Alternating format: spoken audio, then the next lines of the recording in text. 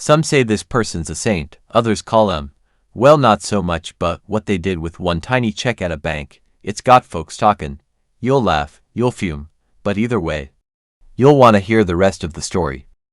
The rest of the story. You know what a refund service is? It's a company that evens the score when a merchant has accidentally overcharged, a company employed by the merchant to make refunds to his overcharged customers. Well, this next is from the National Refund Clearinghouse. It's a corporation in New York State. The National Refund Clearinghouse is tattling on people whose names you know. The National Refund Clearinghouse reports that some famous and well-to-do people recently sent refund checks for only a little over $1, took the time and the trouble to consider them and endorse them and deposit them in their bank accounts. And the list of parsimonious VIPs includes singer Cher and designer Bill Blass and director Brian De Palma and attorney William Kunstler and author Kurt Vonnegut and other big names like Michael Douglas and Faye Dunaway and Mia Farrow and Shirley MacLaine. And yes, it was their time and their trouble. The diminutive checks were sent to them personally to the home addresses of these celebrities, not to their accountants, and they went to the trouble to deposit them in the bank. But this is the rest of the story. It was all a setup.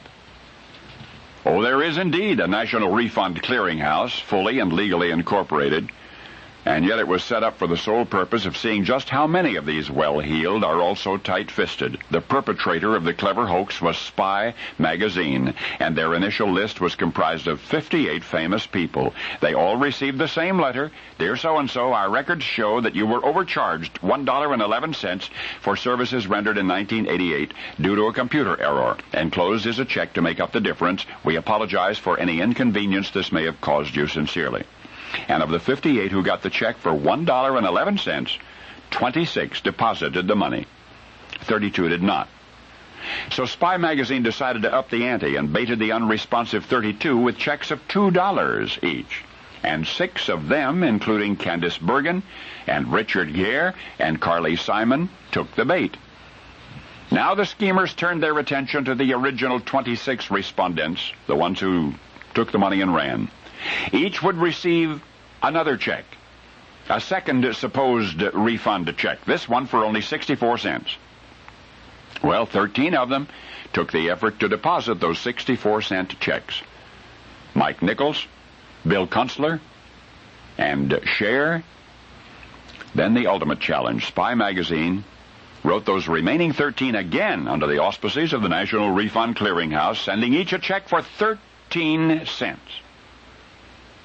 Now, each of these was sent a check for 13 cents. This time, the required effort obviously outweighed the reward, and the refund checks for 13 cents were summarily rejected by all but two.